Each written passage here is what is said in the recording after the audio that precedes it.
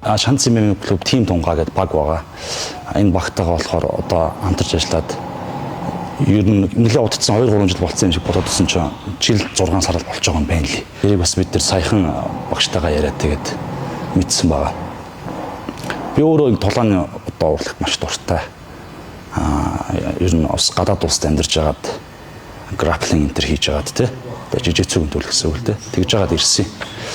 Тэгээд ирээд одоо манай багш Жаданбагийн наран томилгоч хүн чинь нэг Холимтланаас түрэн гарсан анхны гавья тамирчин. Тэгээд Аз нохын талаануудын леженд холбооны 2 удаагийн аварга. Тэгээ 11 жилийн өмнө 14 онд One Championship холбооны дэлхийн аварга болж ирсэн. Ингээд маш мундаг хүн. K1 холбоонд бас шилдэг аварга байсан. Тэгээд ер нь багшийг мэддэг байсан. Тэгээ эренгүүт яг Шанц MMA гэдэг тим тунгаа гэдэг баг нь энд байдгийг бол мэдээгүй байжгаад тэгээд олж мэдээд анх бэлтгэл хийх гэж ирсэн байдаг.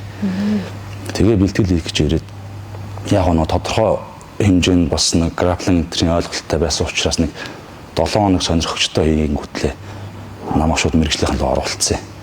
Тэгээд анх тамирчдтайгаа ер нь хөрөлж эхлээд тэгээ удалгүй энэ хоригл аваргын маань тулаан Таиландд Бумян гэж одоо Филиппин улсын тамирчинтай зарлагдаад тэгээд манай хоёр нэг явахаар болсон байсан. Тэгээд тэр үед нь би өөрөө тулаан дуртай. Тэгээд би зүгээр очиод тулааны үзье гэсэн бохоггүй. Тэгсэн чинь чи дүүл өөрөө ингэж явах гэж байгаа бол багтаага хамт гарч байгаа гэд. Тэгээд ерөөхдөө очиод анх мэрэгжлийн Холимтлаанчийн аврагынхаа ард нэг багштайгаа хамт гараад байсан. Нөх үгээрэлхий аргагүй маш гоё мэдрэмж авч ирсэн. Тэгээд тэнд яг тодорхой хэмжээний нэг жоохон хил ус гадралдаг тий. Тэгж таарад бид гурвын ганц их маш гоё нийлсэн. Тэгээд бид нар буцаад ирсэн манай Шанц MMA-гийн тамирчдыг хариуцж ирсэн одоо манай бурхан Арай Жуничи гэдэг багш маань байсан. Тэгээд манай багш одоо Холимтлааныг заажсан юм хүн байгаа. Тэр хүн маань болохоор ерөөдөө тамирчдыг ингээд хариуцаад гадаад харилцааг нь бас ингээд зохицуулаад явдаг гэсэн хүн маань харамсалтайгаар ингээд таалт өгсөд тийм юм болсны дараа яг дөнгөж Таиландд ирсний дараа маргааш нь багштайгаа уулзаад ингээд тэгээд ерөөдөө ингээд хамтарч ажиллая гэсэн юм саналыг тавьсан байдаг. Тэгээд эхлээд бол нэлээ чадах юм болов гэдэг имиж хийсэн. Тэгээд ярьж байгаад болно гэд. Тэгээд ерөнхийдөө бол Шанц MMA-тэйгээ одоо болохоос нь болохгүй хүртэл явъя гэд багштайгаа яриад. Тэгээд анх ер нь одоо бүх тамирчдынхаа Шанц MMA-ийн тим тунгаагийн менежер болсон түүхэн тийм ер нь учиртай. Гадаад болон дотоодоос тамирчид ялангуяа энэ хоригт гэхэд тамирчинтай одоо хамтын ажиллагаа тий харилцах одоо энэ бүх ажил тань дээр орж ирдэг байх гэж ойлгоод байгаа. Тий одоо хинтээ тулдах тий тэрнтэй энэнтэй тулдъя. Гэхдээ ер нь манай тамирчид бол ер нь ямар тулаа өгч тэрийг бол энэ хүлээж авдаг юм. Монголчууд ч ер нь тэргээр алтартай байхгүй. Заавал дийлэх хүнтэйгээ тулддаг. Ялангуяа Шанц MMA тим тунгаа баг бол тийм. Ер нь эрсдлийг үржиж дэшээ гарна гэж үздэг. Тэгээд ер нь бүх тамирчдын маань хаан тулдах хизээж гэдэг юм уу те. Тэр бүгд юмнууд нь хэнийг хаана гэдэг юм нь л ерөөхдөө надад дамждаг. Тэгээ би багтаага ярилцсан шийдвэр гаргадаг. Миний бодлох юм бол бас энэ Холимтлааны одоо хамгийн том холбоо болох Монголын MJL-ийн холбоонд бас гадаад харилцаа хариуцсан захирал гэдэг юм бас нэг юм алтан тушаалтай. Тэгээд зөвхөн Монголоос тамирчид гарах төдийгүй бас MJL холбоо өнгөрсөн оны 11 сард 6 сард бас нэг ивент 22 гэх том ивент зохион байгуулсан бас гадны нэг 5-6 тамирчинтай бас гадны тамирчдыг авчрах ажлыг бас давхар хийдэг. Сошиал орчин таныг хайрлсан тий ямар гоё юм бэ? Ямар гоё орчуул ба гэж хүмүүс их сэтгэл маш их өвөрсөн л дөө.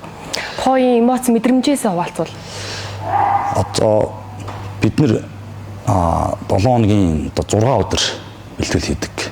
Тэгээд аварга нь болоод өглөө хүчний бэлтгэлээ, орой өмцөн MMA бэлтгэлээ ингэж хийдэг.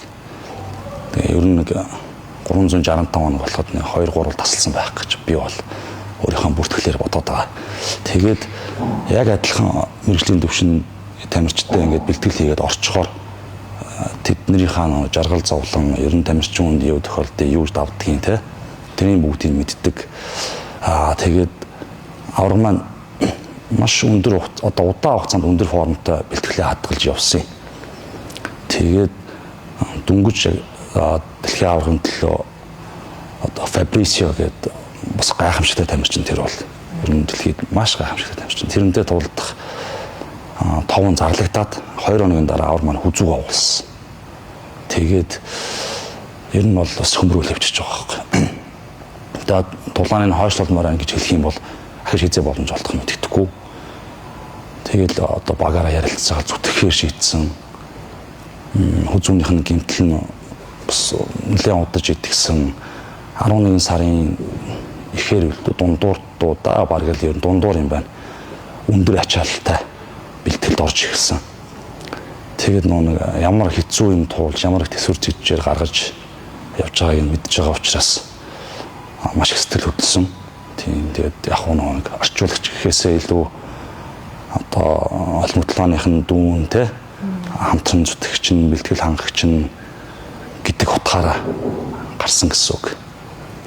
Тийм учраас ер нь бүх юм л яг ингээл ирмэгдээр байгаа гэсэн аврагын үед энэ удаа их. Тэгээд яг нөгөө нэг physical age-д явахаас өмнөх тийм одоо аратан энэ хориг бол очоогүй сая. Тэрнээс бол 80% таа тэгж утсан байгаа. Ягаад тэгэхээр нөгөө бэлтгэл нь 2 сар гаруй алдагдсан учраас хүзүү гимтчгэр чинь нөгөө барилдаа энэ төр бүх юмд хүзүү орж идэг тийм графлын газар нуталтай хүний хөл доорх хүзүүгээрээ мөрөж орж идэг учраас ер нь ингээд тамирчид маань ингээ хүзүүг агуулчаад мэдэхгүй яваад идэв. Олимтлаанд болохоор хүзүүний булчин гэдэг бол бас дулаанч тамирчид заавал байх ёстой гол булчин гэж явдаг. Ягаад тэгэхээр төдий чинээ одоо бүдүү хүзүүтэй байх юм бол нэгдүгээр тарих руу одоо цусан хангамж сайн явдаг гэж үздэг.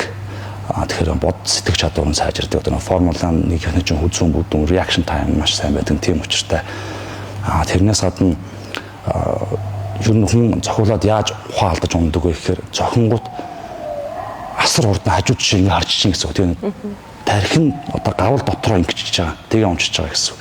Хүзүү сайтай байх юм бол тэр цохилтон дээр ингэ гулзаагаад байхгүй. Тэгээд авраг маань хүзүүг агуулчаад мэдхгүй наа чинь 7 хоног бэлтгэл хийж явсан юм. Тэгээ нөө эмчтэр нь гайхаад энгийн үнийхөө шууд ингэчтэн байна. Тэгээд эдгээр нөө мэрэгжлийн тамирчид нэг үзүүний булчин бариад жоохон эвгүй өвдөд ингээл яваад байсан баг.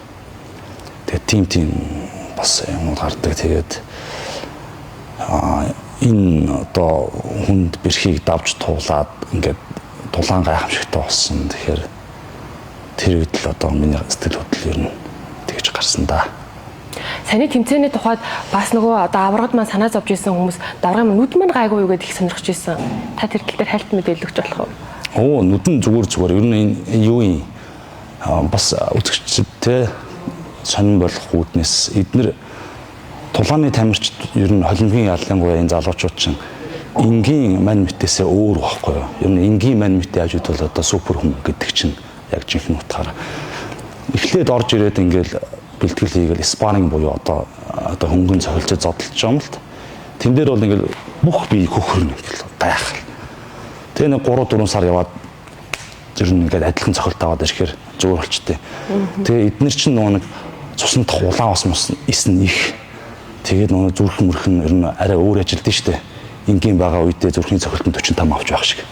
Тэгж ажилдаг. Тэгээд шарах сорой юмнууд бол асар хурдан идэгдэг. Ингийн үнийх бол ингээд шарлж ногоорол янз янз болдог бол эднэрх чинь тийм биш юу.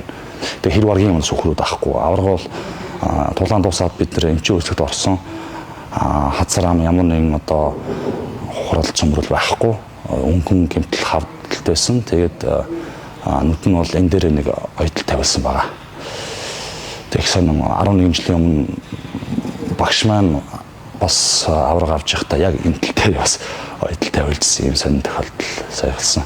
Багтаага нэг жил гарan болж байна гэж байна шүү дээ. Энэ хугацаанд оролцож байсан тэмцээнүүдээс хамгийн одоо сэтгэл үлдсэн тэмцээн ямар байд юм бол таны хувьд? Мэдээж одоо саяны аврагын авраг болсон бол гайхамшигтай. Одоо миний бодлоор 8 оноос хойш Бээжинг Олимпиас хойш бүгд жинхэнэ монголчуудаа жаргаалаа. Цэнгүүл сэтгэлийн маш том таашаалыг өгч чадлаа. Тэгээд бас монголчууд маань ингээл энэ тэнд таарахтаа зураг авахгүй гэж байгаа юм байгаа. Тэгээд бас 50% шахуу нь бол яг баярлаа гэж ирж байгаа. Тэр нь бас маш мэдрэгдэж байгаа. Тэгээд энэ тулаанаас өмнөх нь болохоор тэр Бумян гэд тамирчин ялсан. Тэр тулаан байсан. Тэн дээр би бол Ваны түүхэн тэр бол ганц тохиолдол гэж бодож байгаа. Яг цаг дуусахаас 1 секундын өмнө гарын гурвалжин гэж болтоор боогод унтуулсан өрсөлдөгч. Тэгээ тэр бол бас маш их сенсац тавьж ирсэн. Би тэр үед маш их догдолж ирсэн, баярлж ирсэн. Одоо өөр холбооны юм тэмцээн уралдаанд орох боломж байдаг юм уу? Жишээл UFC ч гэдэг юм. Ямарваа холбоонд гэрээ байгуулсан тамирчин бол тэр гэрээгээ дуустал ямар нэгэн өөр холбоонд тоглох боломжгүй. Тэгээд ерөөхдөө сая One Championship холбоо 140 гаруй оронд шууд цацагдж байгаа. Тэгээд Instagram ч юм уу Facebook-ын 53 сая дагагчтай ч гэдэг юм. Яг үзэл тамталтаараа бол хамгийн том холбоо гэж явдаг. Нэр хүнд энтер бас те одоо хүмүүсийн хандлтаар одоо UFC 1 гэж юу нэг мэддэг ийм холбоодод байгаа. Тэгээд хоёулаа дэлхийн аваргын тэмцээн зохион байгуулдаг. Тэр нь яаж юм бэ гэхээр одоо бас зарим нэг юм ойлголтууд яваад байгаа. Ваны авраг гэдэг те. Тэгэхээр хэрвээ UFC гişэн тэгж хэлэхээр бол Америкийн авраг болчихж байгаа байхгүй. Яг тэгэхээр Америкаас зохион болгож байгаа. Хоёр холбоо нь хоёулаа дэлхийн өндөр зэрэглэлийн тамирчдыг авчираад тэгэхээр дэлхийд хэн шилдэг юм бэ гэдгийг үзэж байгаа учраас ингээд хоёулаа дэлхийн аврагчлал болох тэмцээн тулаан зохион байгуулдаг. Ийм асагтай холбоодод байгаа. Зүгээр промошн хоорондоо бас нэг тиймэрхүү зүйл зарим тохиолдолд гардаг. Одоо жишээ нь Японы Rising гэдэг холбооны аварга нь UFC-ийн 57 кг-д шууд аварганд бүсний төлөө тоглож исэн тохиолдол байдаг. Тэгэхээр одоогор бол тэрийг одоо хэлэхэд эрт. Танай клубт одоо нэг хоргол аврах шиг маань дараагийн мундаг тамирчид гэвэл та хэнийг нэрлэх вэ? За, тийм тамирчид маш олон байгаа. Тэгээд бид бол ямар ч байсан монголчуудаа ойрын 10 жилдээ бас сайхан те баярлуулнаа гэж бас бодож байгаа. Миний төлөвлөгөө бас тийм байна. Бидэнд маш өндөр түвшний тамирчид байгаа. Ингээд сүүлийн жилийн хугацаанд өсөлдөгч хайгаад олоогүй тийм тамирчид байна. Тэгэд энэ аваргуудыг ингээд дурдахад бол манай аваргуудын амжилттай шалсгүй холбоотой энэ MGL1 гэдэг юм манай Монголын ийм тэмцээн зохион байгуулж байгаа энэ тэмцээн маань холбоо маань маш чухал байгаад байгаа. Ягаад тэгэхээр тэртээ одоо дээрвээс 16 жилийн турш тэр одоо хэцүү цаг үед тэмцээнээ зохион байгуулад ямар ч байсан аваргуу тодруулаад ингэ явж исэн. Тэгээ MGL1 гэдэг маань Монголын 1 номер гэсэн утгатай юм. Бид нар зөвхөн одоо Монголын 1 номер гэдэг үг хэлээрээ боловч бас одоо spiritual буюу сүнслэг байдлаараа ч гэсэн тэнд дөрүүлж аварга авчиж их орноо бид нар ингэ төлөвлөх хэрэгтэй боллоо гэж үздэг. Тэгээд холбоо маань үйл ажиллагаа явуулсны хүчинд бид нар ингээд олон сайхан аваргуудыг үлгэдэж авч байна. Тэрний одоо томоохон жишээ бол манай инх оргил аварга маань MGL1 холбооны 66 кг-ийн 2 удаагийн аварга. За мөн дэлхийн аварга одоо манай багш Жатанбагийн Наран Тунгалаг маань мөн одоо 2 өөр төрөлт нь 2 удаагийн аварга. Тэгээ та бидний сайн мэдэх Данагийн Бат гэрэл маань MGL-ийн аварга. Одоо манай Шанцсан Мэмэ тийм Тунгаа багийн гишүүн UFC тоглож байгаа цорын ганц актив буюу идэвхтэй байгаа Монгол тамирчин Ням Жаргал маань бас одоо 57 кг-ийн MGL-1 аварга. Тэгэл сая оны төлөө өрсөлдөөд сая оны финал шалгарч байгаа JCK гэдэг идэвхтэй хамгийн том холбоонд идэвхтэй номер 1-ийг сая ялаад одоо финал шалгарчаад 3 сар дуулдах байгаа Наман Баяр маань 70 аварга, Даги Сүрэн маань 66-ийн аварга гэл ингээд Шинэ Баатар маань гэл бүгд ийм аварга залуучууд байгаа. Тэгээд маш өрн өндөр потенциалтай, чадвартай нэг ийм баг бүртчээд байгаа бид нар. Тэгээ би бол өөрийнхөө багийг бол дэлхийн техник 5-д орно гэж ер нь боддог. Тэр маань ч гэсэн ер нь олон утгаараа ер нь гардаг. Ер нь одоо тулаан мэдхгүй мэдэхгүй хүмүүс шиг тийм үү гэдэг та нар энэ спаррингийн боксинг бэлтгэлээ Филиппин руу яваач гэдэг юм уу эсвэл Таиландд Бангкокт очиж Тайгер Мутай дээр хийгээч гэдэг юм ингэж ярьдаг. Гэтэл би одоо өөрөө тулгааныг маш их сонирхдаг, судалдаг тий UFC-гээс ахгуулаад ер нь бүх холбоодуудыг мэддэг, тамирчны бичлэгүүдийн хэдэн 10 жилээр нь ухрааж үздэг. Тийм байгаа учраас нэг тамирчдынхаа ямар төвшөнд яваад байгааг маш сайн мэддэг. Тэгээд одоо энэ үйл явдлыг батлаад одоо Team Lakay гэж Филиппиний маш том баг байдаг. 3-4 дэлхийн аврагтай. Тэрийг бол одоо манай багш маань тамирчин багтаа ингээд 5-0 гэсэн амжилттай бүгдийг дарж явсан байдаг.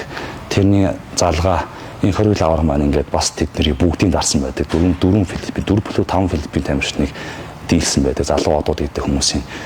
Тэгээд нөгөө Тайгер Мутай гэдэг алдартай клубийнх нь хамгийн том төлөөлөгч, жинхэнэ одоо хүн цохилтын артист тийм одоо хүн сая Фабрисио гэдэг авраг байгаа. Фабрисио Андрэж тэрийг энэ хоригл авраг маань дутуу гаргаж ингээд цагаас өмнө дуусгаж аврахын бүсэнд булаач чадсан. Энэ нь бол ингээд бас үнэхээр том баталгаа болж байгаа. Тэгээд маш сайхан олон залуус байна да. Аврагд маань ялагдсан тамирчин. За би бүсээ эргэж аавна гэдгийг захин удаа мэдэгдсэн байсан. Тэгэхээр одоо нөгөө амжилтаа хамгаалах гэж жинхэнэ юм одоо л эхэлж байгаа шүү гэн тий. Одоо жинхэнэ юм эхэлж байгаа. Тэгээд Фабрисио аврагтаа ер нь бол хийж уулзсан тодорхой. Тэгээд тэр үед биднэрт цаг байна.